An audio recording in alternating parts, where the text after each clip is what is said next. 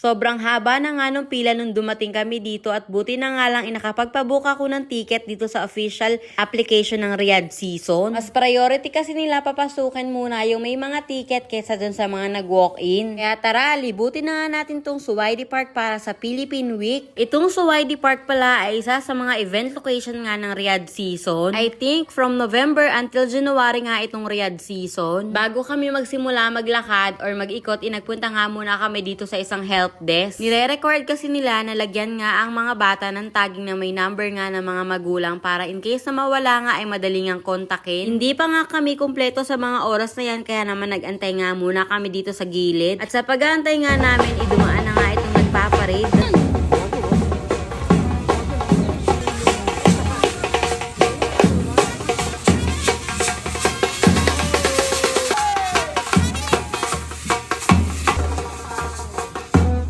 Every week nga pala, dito sa Suwaidi Park nga ay nagpapalit nga ng country team. Philippine Week nga pala from November 6 until 11, kaya naman napansin nyo, halos puro kabayan nga natin ang nandito. At ang nagpe-perform nga tonight ay ang mga kabayan natin, mga local talent dito sa Saudi at mga galing Pilipinas pa. At isa nga sa mga attraction dito ay itong si Ginang Pilipinas. Pwede ka nga magpa-picture kasama siya, pero take note, may bayad nga lang yan. Bago pa nga lang kami dumating dito sa event, nagsisimula na nga itong mga concert ng ating mga local talents dito sa Saudi.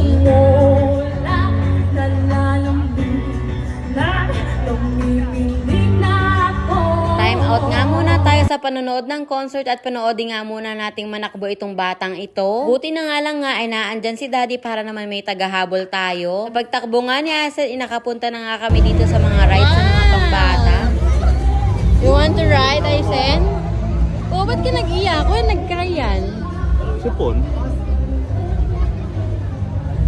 Kasama nga rin pala namin yung isa sa playmate ni Aisen dito na si Erica. Itong si Aisen talaga ang pasimuno sa mga ginagawa nilang dalawa. Kitang-kita nga naman sa dalawang yan na nag-e-enjoy sila sa mga paglalaro nga nila. Pag may kasama ka pala talagang bata ay hindi ka nga makakapag-stay sa isang lugar lamang. Kaya naman nag-ikot-ikot na nga lang din kami ni Daddy. Napapunta na nga kami dito sa gilid nga ng stage. At mas okay nga pala dito yung view dahil nga kitang-kita mo yung nagpe-perform dito sa stage.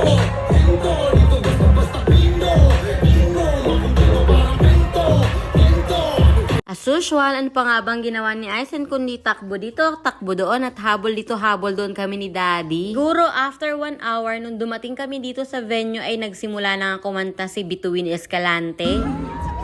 Kumatatagpuan ka palang di natitikman, sa pangarap lang namastan, saan sa aking pag-ising, napiling ko'y pangarap na bituin.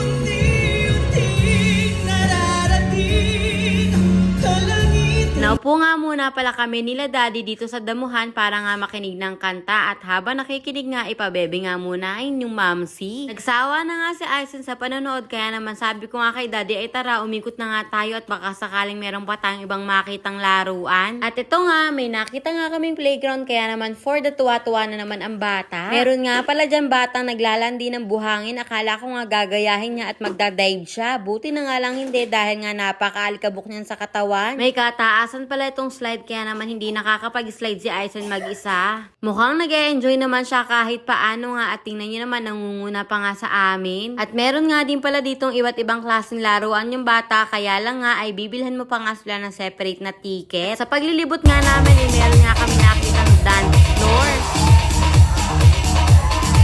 Bawal nga pala magdala ng pagkain dito sa loob kasi nga meron naman iba't ibang klaseng tindahan dito na pwede mong bilhan. Nagtaka nga ako kasi walang Jollibee, di ba nga Philippine Week pero dapat may Jollibee, charis. May kalakihan pala itong park na to kaya naman sabi nga ni Daddy next time nga pag wala ng event ay pupunta kami dito para hindi nga marami ang tao. Nagpakarga na nga itong si Aisen dahil nga mukhang pagod na siya dahil nga sa kakatakbo niya. Tuwang-tuwa nga siya sa mga ilaw, siguro nagtataka siya at bakit nga nasayaw yung mga ilaw, charis. Pabalik na nga pala kami dun sa malapit sa concert stage at maya-maya nga ay uuwi na nga rin kami. At habang naglalakad nga kami, nakita pa nga namin itong mga e-trike. Akala ko nga nung una ay jeep, yung pala ay e-trike at gustong-gusto nga ni Aizen siyang hawakan. Hindi lang kasi pwede pumasok sa loob dahil nga may harang. Kaya naman pinahawakan na nga lang muna namin kay Aizen. O siya, hanggang dito na lang muna. Samahan niyo ako sa susunod na Riyadh season event namin. Salamat! Bye!